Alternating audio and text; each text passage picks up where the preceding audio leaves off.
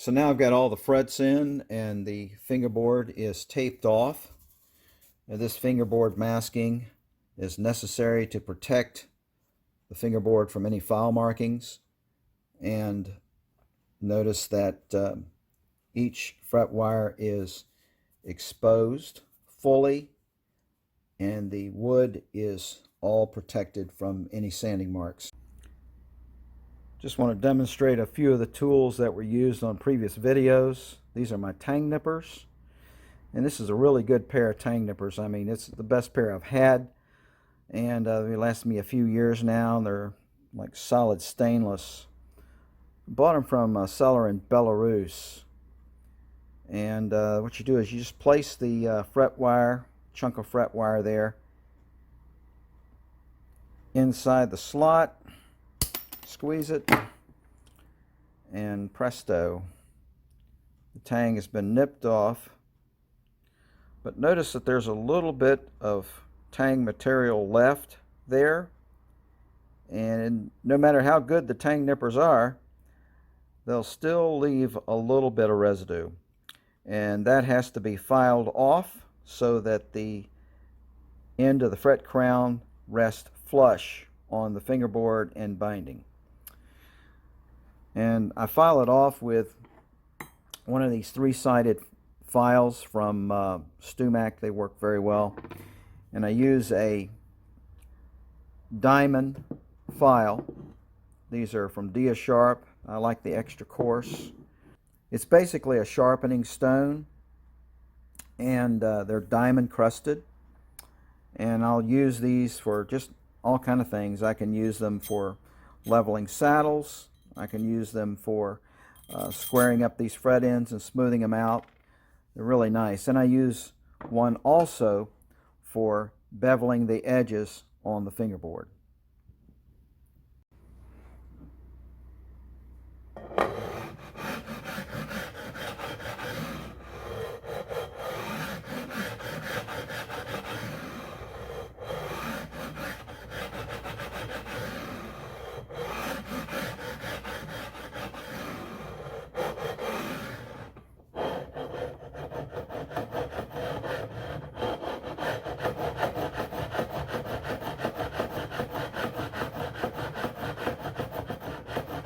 You sort of have to develop a steady hand for this.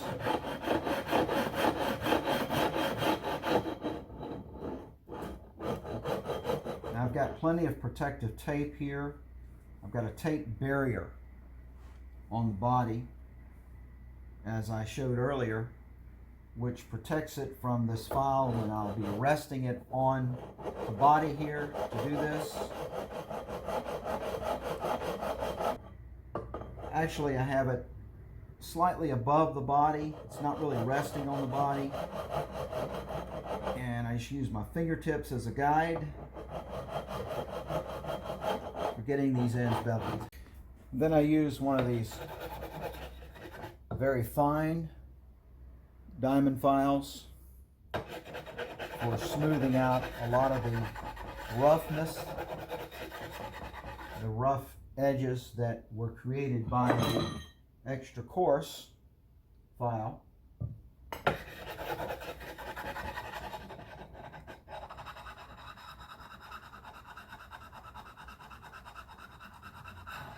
Gets them smoothed out and sort of pre-shines them a little bit on the edges. So now we're ready to level the frets, and in the case of this guitar, we've got a 0 fret. We want to tape that off because it will not need to be level with the other frets on here. You don't need to level off that fret wire because, for one thing, it needs to stay a little bit higher than the other frets. So I always recommend just sort of holding it in place, holding it this way here. I always recommend just sort of cupping that with your hand. If there was a nut here, I would do the same thing if I was leaving the nut on the guitar. So I want to protect that 0 fret from the file running into it.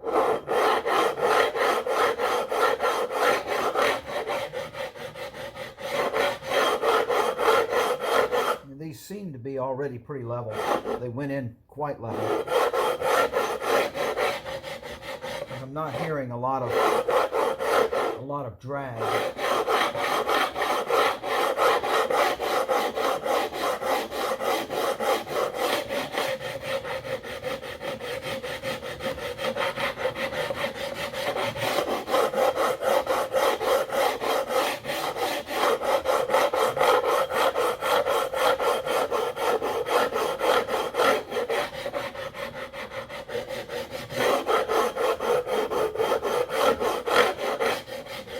So now what you want to do is take your fret rocker, one of these.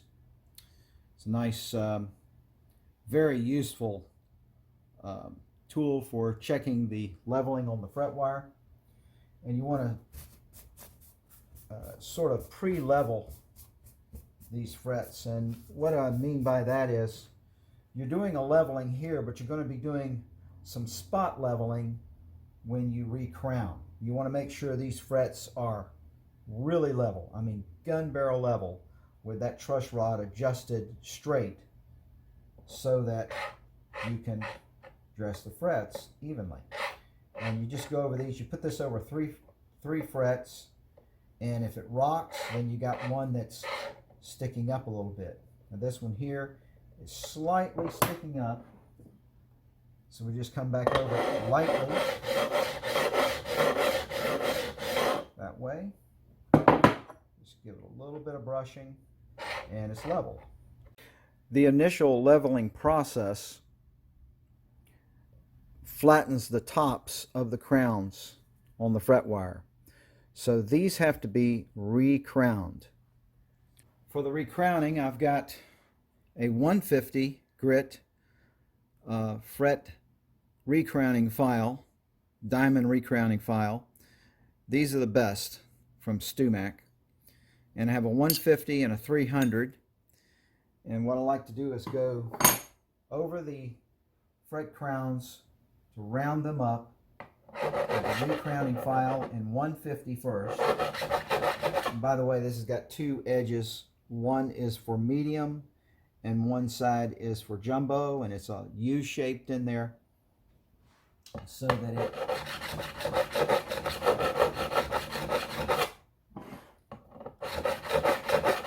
rounds up the top of the fret wire. And I'll do all these with 150, and then I'll come back over them with 300.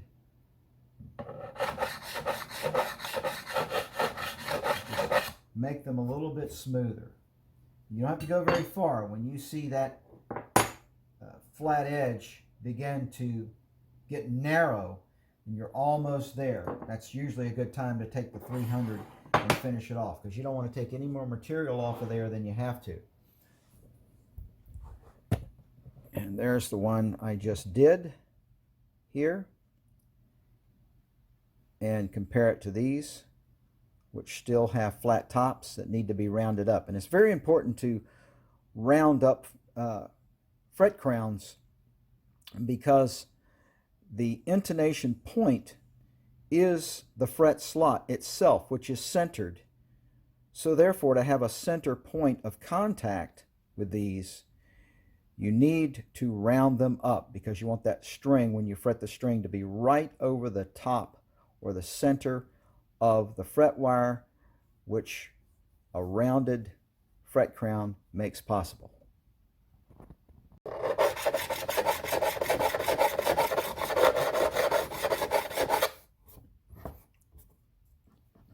So now there is a very narrow flat mark. Decrease it a little bit more. Don't press down too hard with these, because they really cut in and you'll get scratches. You'll get scratches on the edges of the crown that you'll have to clean up. So now I've got that down. You can see where that, I think you can see there how much of that I have off, and there's just a little thin line of flatness left. So I want to take the 300 now,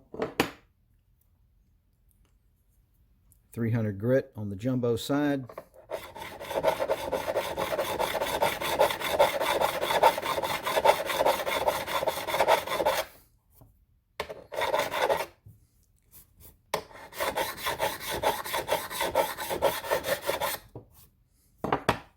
see that that has now smoothed that out, and it is rounded up. Now we'll be coming back over these to check for leveling again.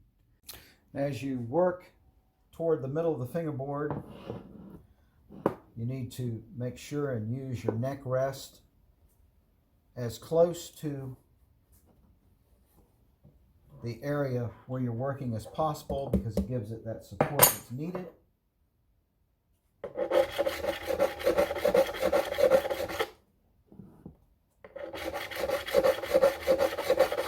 Another thing that helps is to file these ends a little bit. Don't press too hard, because with this lower profile fret wire, you can go into the binding if you're not careful. So you want to take the sort of smooth off the edges of that crown a little bit, because you have a jagged edge here. So I want to kind of pre-smooth those a little bit. We'll be doing the rest with the fret dressing file, the little fret dressing file that I'll be showing you later for that. You'll be rounding these off and smoothing them and doing the final dress on them. But for now, you want to sort of get a head start on that. You're going to find these offset dressing files really work well when you're working around the top of the guitar, because you got a slope like that, and it allows for clearance so that you don't gouge into that tape or the top. Now, once you have done the crowning, what you want to do next is check for leveling. This will be your final check on the fret leveling. And if you got any place where this fret rocker is rocking, then you know you've got a high fret there, and there's one right there. So what I do with this is just take them down with 300 file.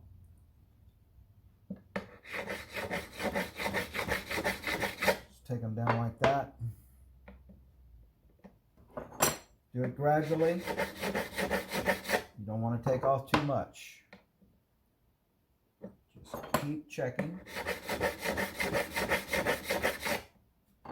until it's level.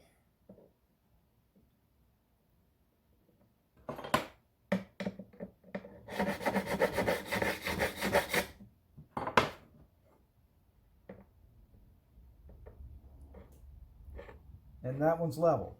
Now, when you do that, you want to go to the fret before it and make sure it didn't take this one down lower than that one, than you thought that one was. I mean, it can fool you.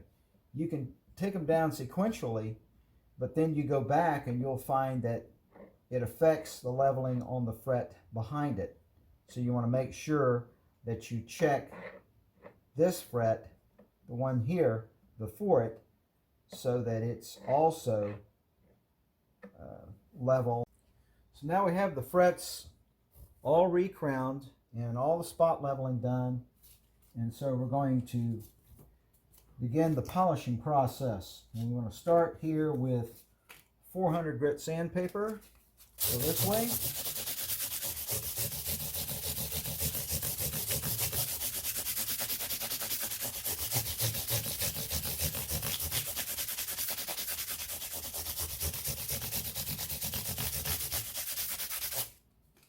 Then we want to go with 220 this way. You go with something heavier because it gets the scratches off quicker.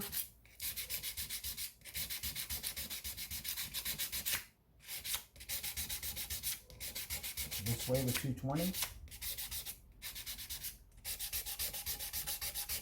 And just keep an eye on them. You can see pretty much how much filing you need to sand off.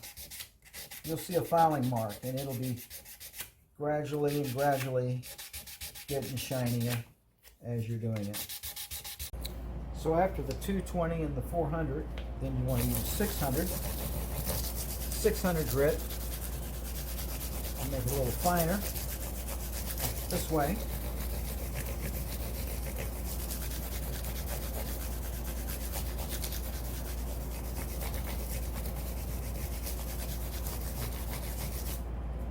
And then 400 this way.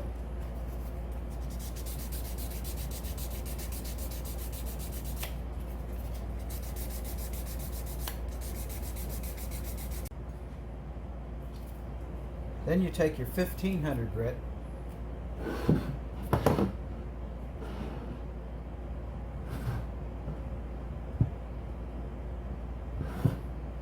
go this way.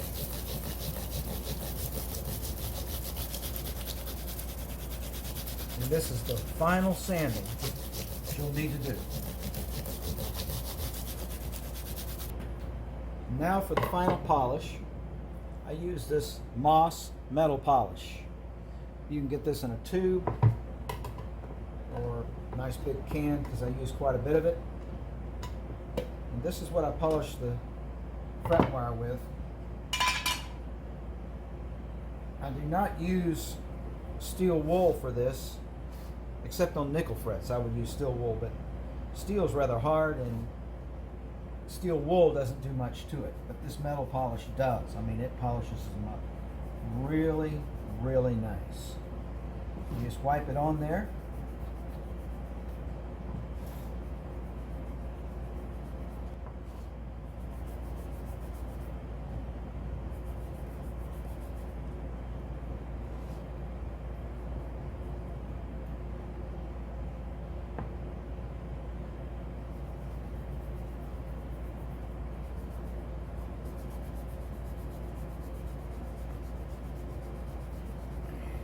This stuff is really great. You don't have to do a lot of scrubbing with it. It polishes up nicely.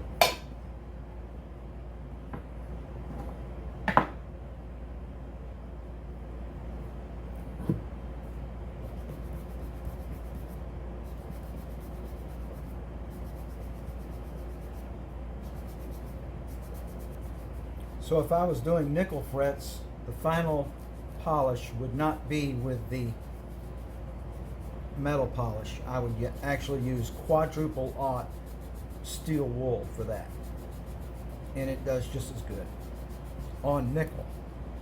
It doesn't affect steel very much.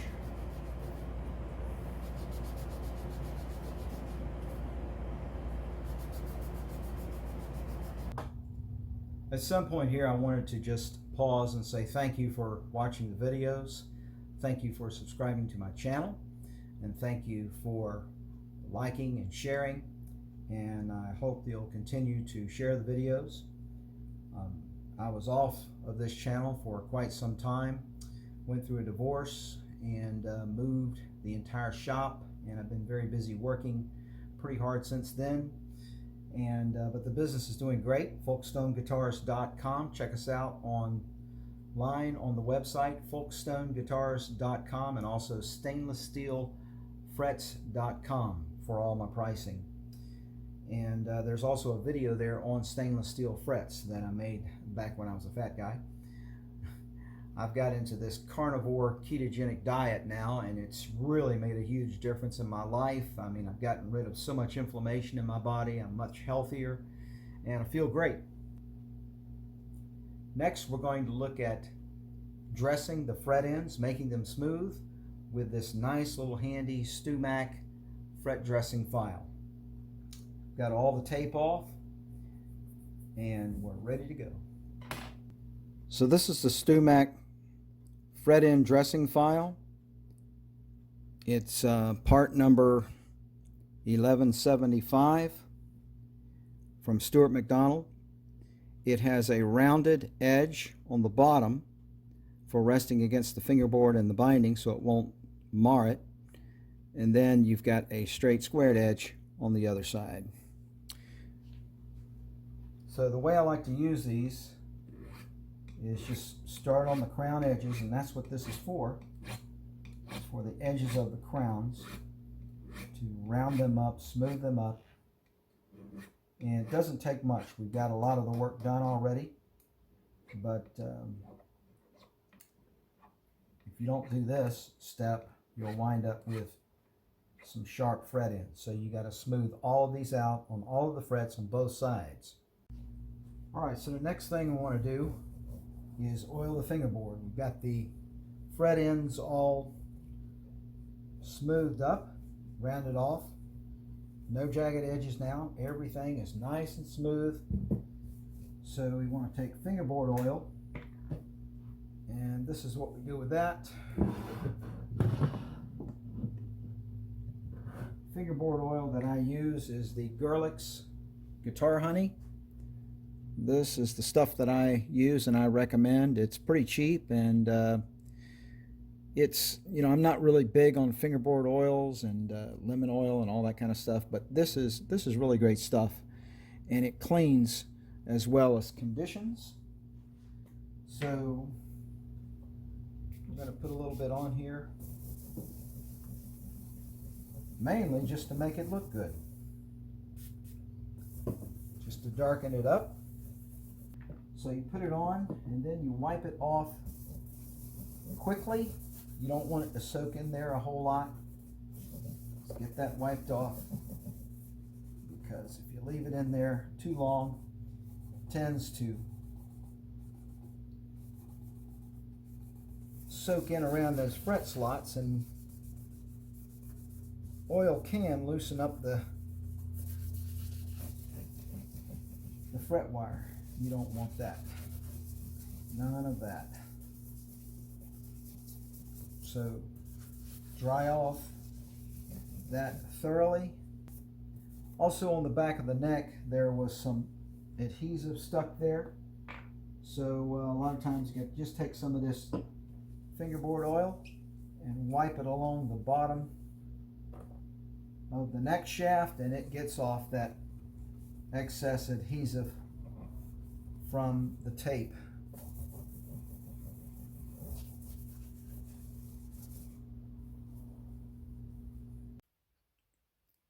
So now the frets are all finished, and I'm waiting on the rest of the hardware to come in, and we'll install the rest of the hardware, set this guitar up, string it up, and make a video on that as well.